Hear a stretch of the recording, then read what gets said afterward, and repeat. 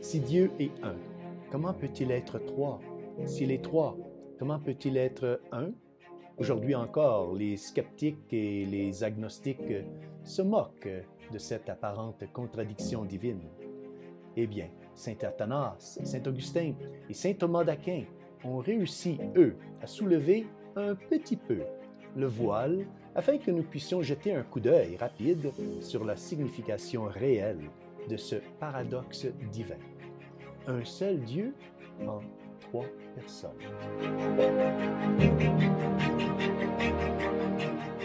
Au nom du Père et du Fils et du Saint-Esprit. Amen. Chers frères et sœurs, Salve Maria et bienvenue au commentaire de l'Évangile de ce dimanche de la solennité de la Sainte Trinité.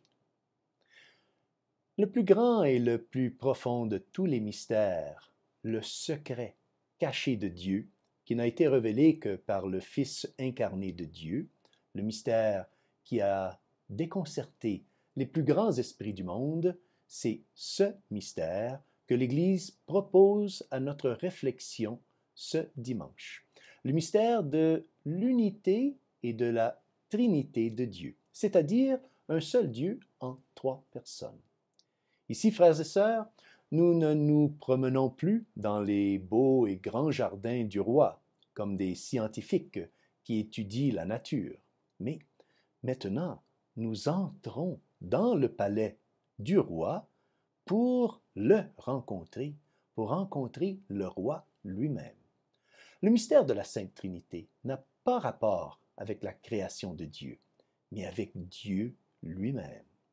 La porte de ce mystère ne peut être ouverte que par une seule clé, la clé d'or de notre foi. Il est impossible à tout intellect, humain ou même angélique, de comprendre par le seul usage de sa raison que Dieu est un, mais aussi trois personnes.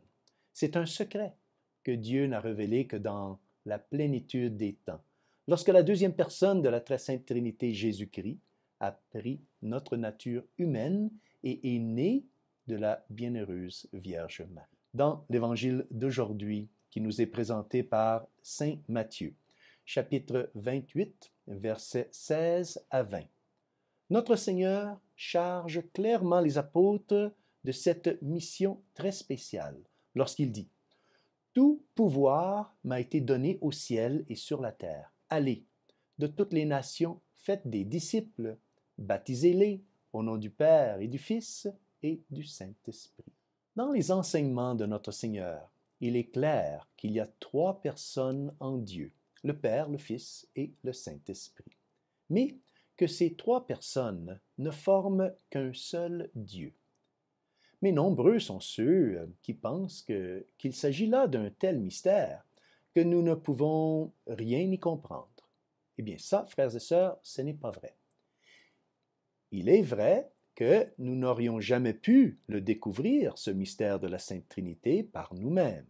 Mais puisque Dieu nous l'a révélé, nous pouvons essayer donc de comprendre d'une certaine manière ce que cela signifie. Heureusement, nous ne sommes pas seuls pour vouloir comprendre ce que cela signifie. Nous avons des saints, comme saint Augustin et saint Thomas d'Aquin, qui nous ont précédés et nous ont ouvert en quelque sorte la porte. Il est vrai qu'à travers cette porte, eh bien, nous ne verrons qu'une image floue de ce mystère, mais c'est quand même une image bien réelle. Essayons donc d'y jeter un coup d'œil. Pour comprendre le mystère de la Sainte Trinité, tel que ces saints l'expliquent, nous devons commencer, comme ils l'ont fait, par ce que les Saintes Écritures nous ont révélé au sujet de la Sainte Trinité. Bien qu'ils fassent référence, bien que les évangiles font référence aux trois personnes, le Père, le Fils et le Saint-Esprit, les évangiles ne nous expliquent pas vraiment comment cela est possible. Nous devons donc commencer par les noms mêmes que les évangiles nous donnent. Le Père, le Fils, qui est appelé le Verbe, et le Saint-Esprit. Saint Jean écrit dans le prologue de son évangile, il écrit que « au commencement était le Verbe, Et le Verbe était en Dieu, et le Verbe était Dieu. Ici, Saint Jean parle clairement de la deuxième personne de la très sainte Trinité qui s'est fait homme, Jésus-Christ. Mais pourquoi utilise-t-il l'expression « Verbe » ?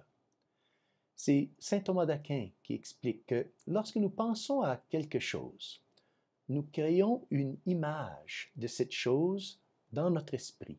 Or, si je pense à moi, je génère une image ou une ressemblance de moi-même dans mon esprit. C'est comme un verbe ou une parole. Ce n'est pas un verbe ou une parole que je prononce ou que j'écris, non. Mais c'est un verbe mental que je pense. Ainsi, lorsqu'il pense à lui-même, Dieu engendre une image de lui-même, qui est sa parole mentale. Il s'agit de la parole de Dieu, la deuxième personne de la très sainte Trinité. Bien sûr, l'image mentale que je fais de moi-même, ce n'est pas moi-même, ce n'est qu'une pensée. Mais puisque Dieu est infini, l'idée qu'il se fait de lui-même est également infinie. Puisque Dieu est Dieu, l'idée qu'il se fait de lui-même est également Dieu.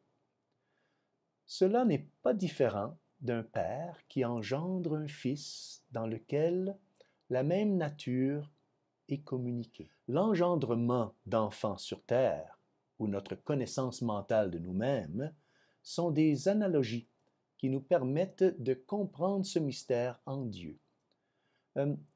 Dieu le Père, en se connaissant lui-même, engendre l'image de lui-même qui est son Fils, son Verbe.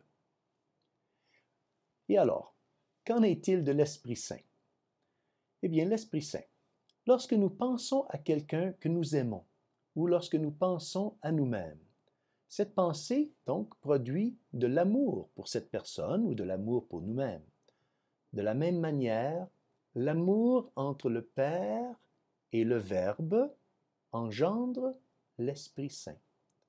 L'amour infini entre le Père infini et le Fils infini est l'Esprit Saint, Dieu lui-même. D'une manière mystérieuse par la grâce de Dieu, frères et sœurs, nous sommes appelés à participer à cette vie de la Sainte Trinité. Le Saint-Esprit est également appelé le don de Dieu. Il est le don de Dieu pour nous, pour vous et pour moi, lorsque nous sommes dans l'amitié de Dieu. Il est l'amour de Dieu en nous et par l'amour, nous sommes aussi, nous, en Dieu, comme le dit saint Thomas. Saint Thomas dit cela dans son œuvre Contre Gentille, au livre 4. Il écrit: étant donné que l'Esprit Saint nous rend amis de Dieu et que l'être aimé, en tant qu'aimé, habite celui qui l'aime, il est nécessaire que le Père et le Fils, grâce à l'Esprit Saint, habitent aussi en nous. Nous viendrons en lui, et celui qui aime Dieu, dit le Seigneur en Saint Jean, et nous ferons en lui notre demeure.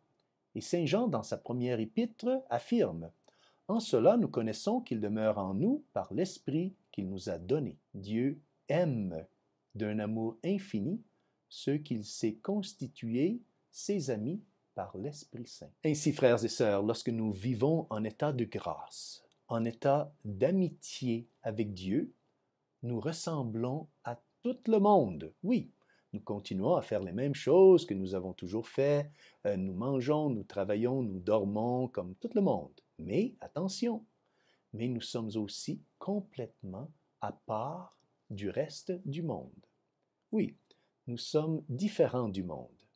Et je dis cela parce que nous sommes différents du monde parce que nous demeurons réellement et véritablement en Dieu. Et Dieu demeure en nous. Nous sommes pour ainsi dire, de la famille de Dieu, et pas seulement, donc, de la famille humaine.